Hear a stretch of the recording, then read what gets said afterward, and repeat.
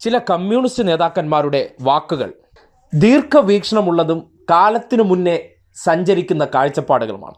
മലപ്പുറം മുൻ ജില്ലാ സെക്രട്ടറി ആയിട്ടുള്ള EN മോഹൻദാസ് അൻവർ വാല് പൊക്കാൻ തുടങ്ങിയ കാലഘട്ടത്തിൽ അദ്ദേഹം പറഞ്ഞൊരു വാചകമുണ്ട്.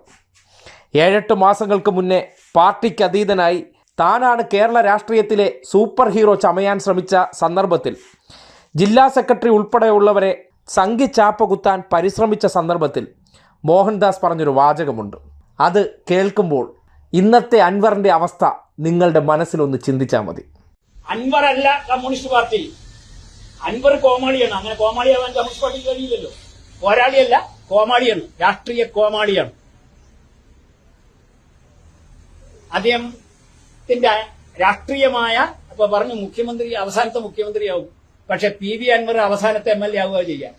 മുഖ്യമന്ത്രി പലരും പറഞ്ഞിട്ടുണ്ട് 100 കൊല്ലം കുടിക്കും, 100 കൊല്ലം കഴിഞ്ഞാലും അധികാരത്തിൽ വരില്ല. AK ആന്റണിക്ക് ശപഥം ചെയ്തതാണ്. എന്നിട്ട് എന്താ ഉണ്ടായത് നമ്മൾ കണ്ടല്ലോ. 19-ലും 20-ലും ഒക്കെ എന്തായിരുന്നു പ്രചരണം? ഇതിനേക്കാൾ വലിയ പ്രചരണം ഉണ്ടായിരുന്നില്ലേ? സ്വപ്ന സുരേഷിന്റെ പാതയല്ലേ അയാൾ പിന്തുടരുന്നു.